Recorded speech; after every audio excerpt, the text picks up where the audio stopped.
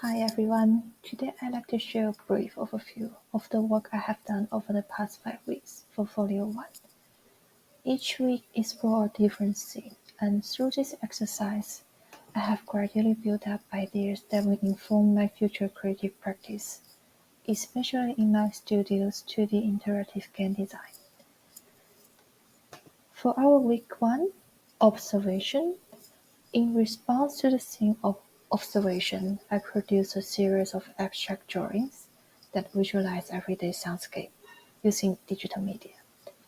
I recorded 3 different sounds: the noise of a crowd near an elevator, the chaotic soundscape of a busy city street, and the rhythmic beeping of a traffic light, and translated them into minimal symbolic compositions using ink-like textures, lines, dots, and color contrast.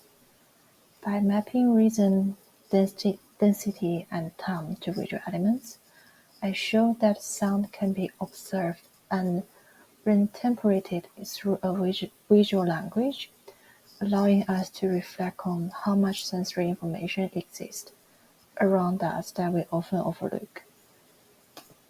Similar work has been produced by Muppet Studio, whose binary garden transforms sound input into generative digital plants, translating audio into rhythmic visual forms that feel emotional and alive. Then we come to week 2 tinkering.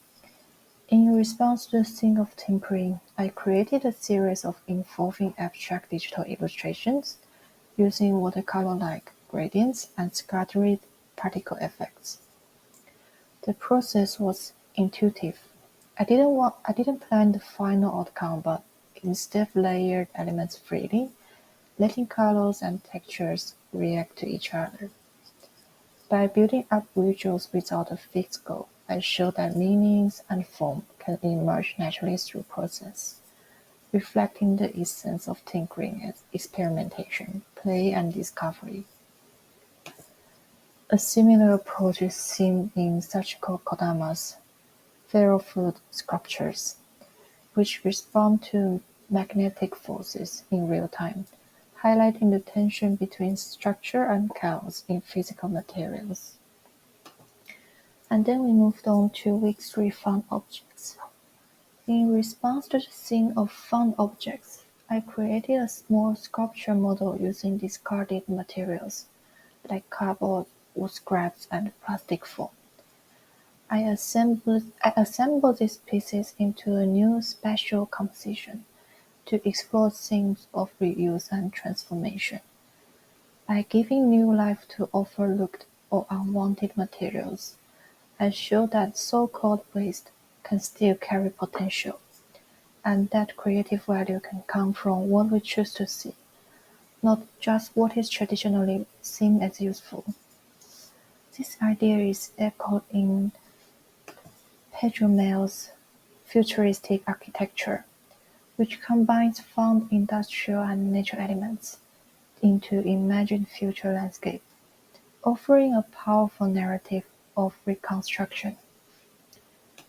For week 4 discussion of place, in response to the theme of place, I created a visual concept of a church colonnade, a structure with a grand yet decaying atmosphere. Using Rhino to build a 3D layout, then exporting it as a line drawing and painting over it by hand, I explored how light, shadow, and architectural ring can create emotional tone. By combining cool blue with faded gold and fragmented with light patterns, I show that space can hold memory and emotion, acting as a silent narrative of a fallen kingdom. A similar approach is seen in the game Journey, where players communicate non-verbally through movement in a waste environment. In Journey, the space itself becomes a tool for emotional storytelling, a concept I'm very drawn to. To week 5, object-oriented ontology. In response to the theme of this kind of series, I produce a series of conceptual photographs using everyday objects: a plush bear, a laundry basket, and a cat food bag, to explore the idea that objects exist beyond human interpretation. By photographing these items in stage settings that suggest emotion but resist explanation, I show that objects have their own presence and internal logic, independent from our attempts to project meaning onto them. A similar treatment can be found in Robert Mapplethorpe's flower photography, which presents flowers as pure form, isolated, beautiful, and self-contained, not symbols of human emotion. So over the weekly post of Folio 1, a few key themes have continually emerged in my work, particularly the tension between presence and absence, and the idea of object or spaces holding meaning beyond human-centered narratives. I found myself increasingly drawn to the emotional potential of environments and everyday materials, and how they can be reimagined through observation, abstraction, and reinterpretation. The most enjoyable and meaningful weeks for me were week 4, discussion of space, and week 5, object-oriented ontology. Both allowed me to explore how space, atmosphere, and object presence can subtly express narrative without relying on language. These 2 weeks resonated deeply with my interest in game design, especially in how games can use architectural storytelling or environmental symbolism to build immersive, emotionally charged experiences. So moving forward, I plan to integrate this concept into my creative practice, especially the use of space as a silent narrator and the object as active participants in a story.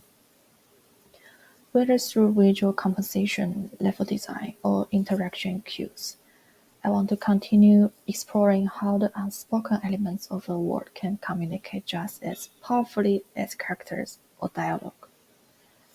Thank you for your attention. So that's everything for my reflective video.